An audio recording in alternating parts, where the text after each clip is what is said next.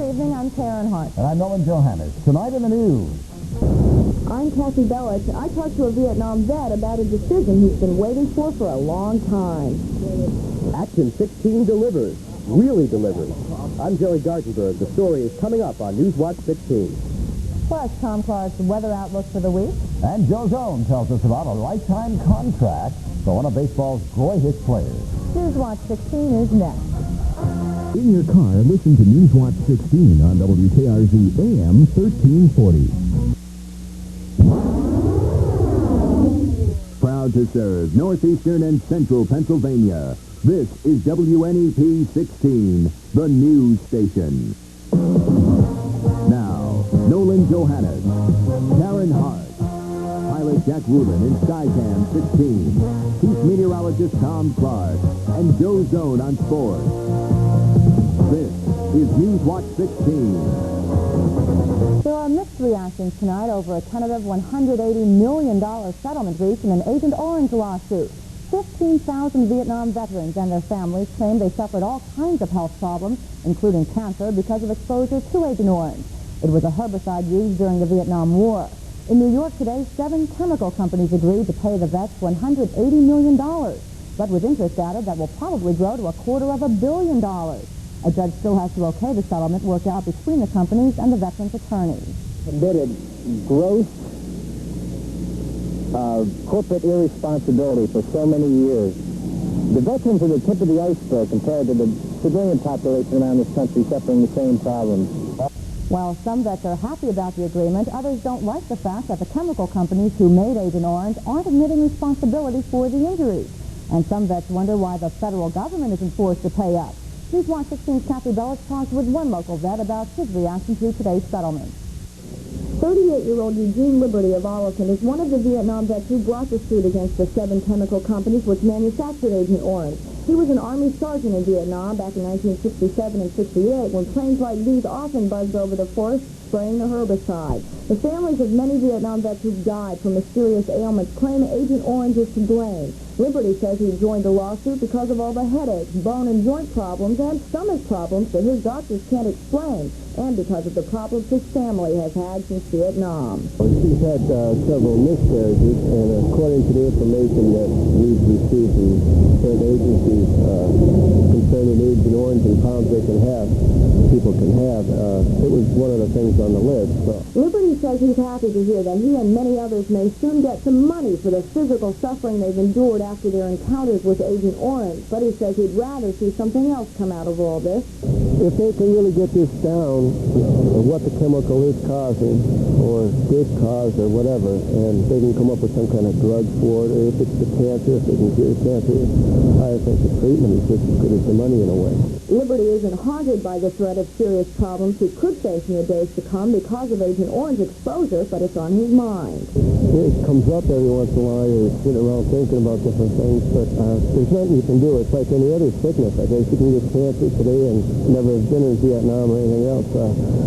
Something we're all going to just have to live with. Kathi Belich, Newswatch 16 at the Toby Hanna Army Depot. In Harrisburg today, environmental officials called for immediate action by lawmakers to limit pollutants that add to acid rain. A lobbyist from the Sierra Club, Jeff Smith, says many of Pennsylvania's streams are 100 times more acidic than neutral water. He added that besides killing fish, the acidic water dissolves lead from water system pipes and poses a human health threat. Action 16 and Gerry Gartenberg tackle a different problem next. Gerry gets a solution for a Clark Summit couple. We'll show you that story as Newswatch 16 continues.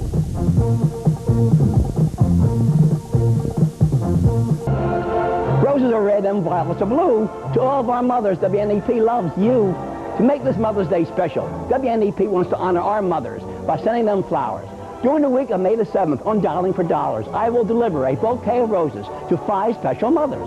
If you would like to nominate your mother, send her name, address, and phone number to WNEP TV 16 of Volca, Pennsylvania, and tell us why she is so special. Enjoy, enjoy! For most people, buying a television is a pretty routine affair. It wasn't routine at all for a couple from Clark Summit who felt that they needed help from Gerry Gartenberg and Action 16 to fix a dispute over money and something more. March 22nd, Bob and Sue Schimmel took out a new television set at Old Ford TV and Electronics, and these appear to be the facts since then as we've learned them.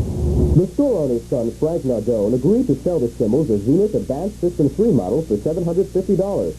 Mr. Nardone had the couple fill out a credit application in the store. The next day, he told them their credit was fine, but the TV they selected had been sold. He said he'd try to get them the same model TV, but they'd probably have to pay more money than the agreed-on price. I said, hey, hold it. We agreed last night to the purchase price, the terms of the price to be paid. And now suddenly you want more money? And I told him I felt this was unfair, and in fact ripping me off. Frank Nardone told the Schimmels he had to charge them more because all the TV wholesalers he spoke with wanted him to pay more for the television. On April 17th, Mr. Nardone made the Schimmels a final offer. He informed me that if I wasn't willing to pay $60 more than the agreed-upon price, plus tax, that the issue was dead as far as he cared, and it was just too bad for me. That's when Bob Schimmel told Frank Nardone he planned to contact Action 16. 2 days later, Mr. Nardone told the Schimmels they could have the TV they wanted at the original price of $750. The couple then put down a deposit, and that's where the problem might have ended. But a day before delivery of the set, the store's owner, Joe Nardone, told Mr. Schimmel his TV would be delivered under one condition. Mr. Schimmel had to write a letter saying his problem was solved without the help of Action 16, and he had to give that letter to Frank Nardone. We visited the Schimmels at their Clark Summit home on the day that Frank Nardone and his brother brought over the TV. The Nardones didn't exactly leave the TV where you might expect, but they seemed to think that was fair enough. We gave him the right price that he wanted. We gave him the price. Yes, and exactly what he wanted. If you wanted, got the right price, right? And he got the right price. Okay, then deliver the TV. It is the TV. Well, We need a letter that he took back that this was resolved before he contacted you. Don't you think it's fair to deliver the TV? we did. It's the TV's been delivered. I'm sorry.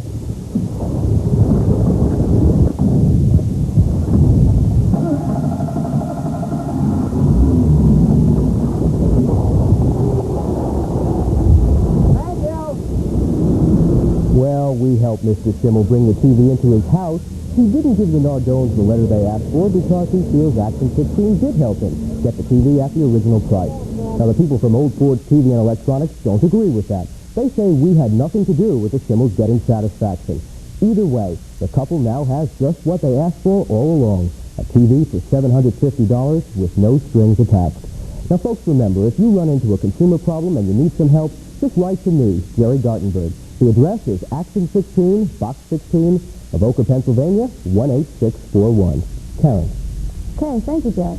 Some parents in Luzerne County are planning a protest tonight when the Wyoming Valley West School Board meets in a work session. The controversy is over the school board's plan to close two of its elementary schools, the Pettibone School here in 44th and the Rudder Avenue School in Kingston. Last week, board members voted unofficially to close both schools for financial reasons. It's not the first time closings have come up, and some parents aren't happy. It's not a matter of money because they always manage to come up with the money. And I believe it's political.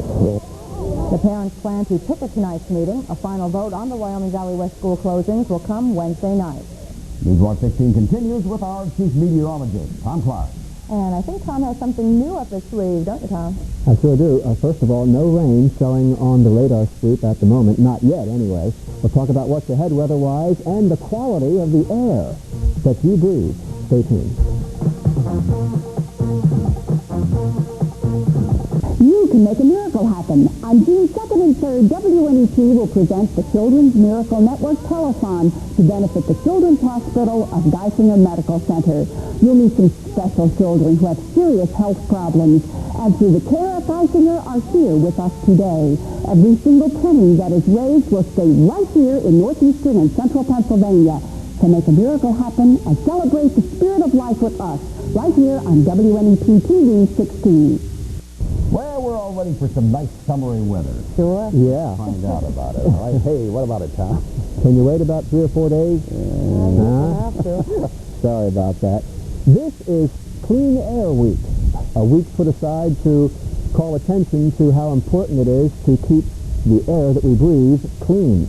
And so beginning tonight, in cooperation with the Northeastern Pennsylvania Environmental Council, we'll be showing you an air quality index. Now, here's how it works. We'll be showing you values each night. Anywhere from 0 to 50 is good quality air, okay? 50 to 100 will be moderate or fair, and then anything over 100, 100 to 200, is considered unhelpful. People with asthma and emphysema would feel the effects with anything over 100. And these readings will be taken every morning at 9 o'clock in Wilkes-Barre and Scranton. Here's one of the stations here. This is near the Hollenbach Golf Course in Wilkes-Barre. And they have the wind instruments up there on the roof and the sensing elements that actually sniff the air. And from that, they can determine what kind of pollutants are in the air and the index values that we'll be showing you. Those are the air sniffers right there. Now, let's go to what today's reading was. Today's HUI, air quality index, was moderate. In Wilkes-Barre, it was 57, and in Scranton, 53. No significant health effects with anything under 100, remember. And the main pollutant today was ozone, caused by some of that sunshine we had this morning. Now, let's go to the current readings as we have them. There they are, teeing off. The temperature 62, with the humidity still kind of low at 40%. The wind southeast to 12. The barometer is holding steady. The range in temperature 68 and 45. That's not too far from the normals. Record high, 90, back in 1930. The record low, pretty cold there back in 1970. Teeing off at Hollenbach today. Not a bad day to play some golf in short sleeves, no less. The Newswatch 16-color satellite picture shows heavy thunderstorms southwest of Pennsylvania, some flooding, some rivers down in Tennessee, 5 to 20 feet above flood stage. All because of very humid air working its way up towards Pennsylvania. I don't expect any heavy rain here, no severe weather, but rain will break out later on tonight and continue into tomorrow as a warm front pushes up towards Pennsylvania. But then by late in the day tomorrow, a push of cooler, drier air will be working its way across the state. That will set us up for some below normal temperatures the latter half of this week. Now here's the forecast for tonight. Getting wet later on. As a matter of fact, there's a sprinkle now in the backyard, so if you're heading out tonight, take the umbrella. 51, the low in Towanda. Near 50, Warrior Run. The low tonight, 52. Allentown, 52, about 52 in Selinsgrove, and in Farragut, Lycoming County, 51, the low tonight. Now tomorrow, do take the umbrella. It'll probably be raining at rush hour tomorrow morning, and there'll be some showers throughout the day, maybe even a thunder shower from time to time as well. A couple of fronts pushing on through. 61 in Montrose, about 62 in Duryea, 59 in Mountaintop, 65 in Paxinos, Northumberland County, and 61 in Jersey Shore. And I want to say hello tonight to Cub Scout pack number 433, watching from Mountaintop, Den 1 and Den 2. Hi, guys. Now, here's the health watch for tomorrow. Lower barometer readings and higher humidity. Resistance to aches and pains low on the scale.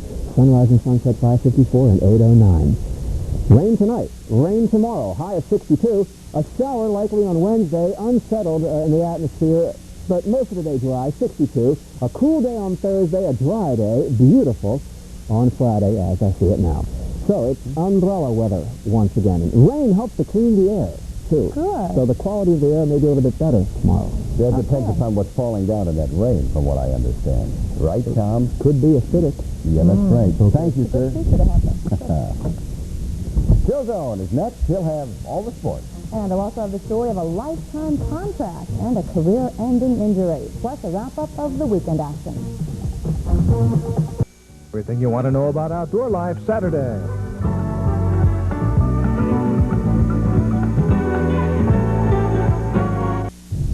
Zone's a guy who's used to taking it on the chin, but what happened this time? This is nothing. You should see Sergeant Slaughter. Yeah, I think you're going to need Is that right? attention. Poor Joe. Actually, I Put a little gauze on you.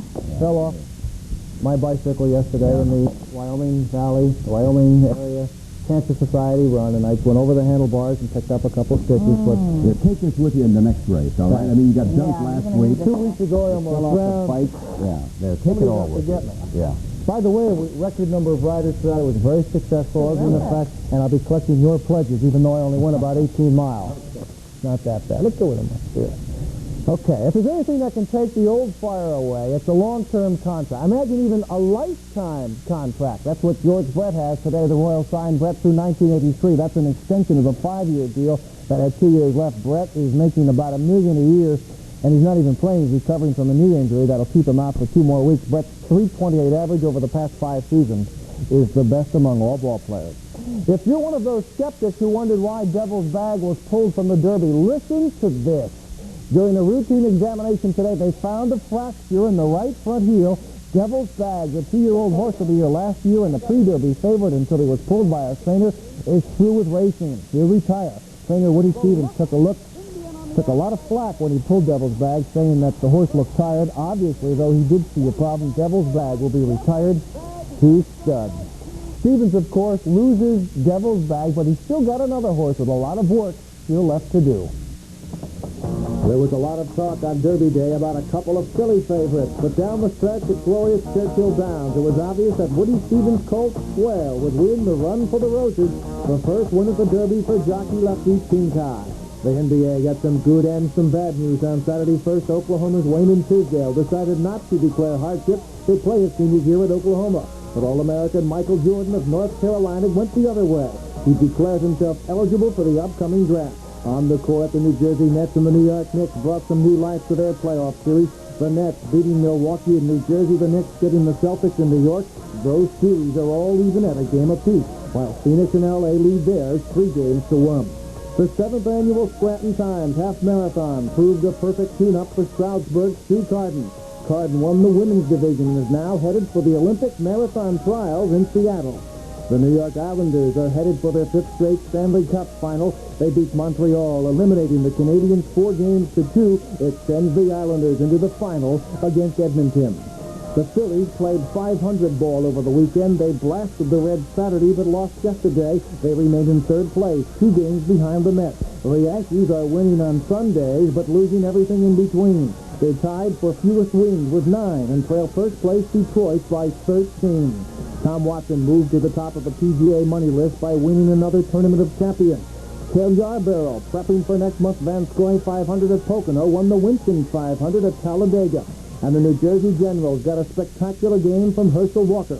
3 touchdowns and 127 yards to beat Oklahoma. But still, the Philly Stars remain with the best record in the league as they beat Birmingham to go to 10-1.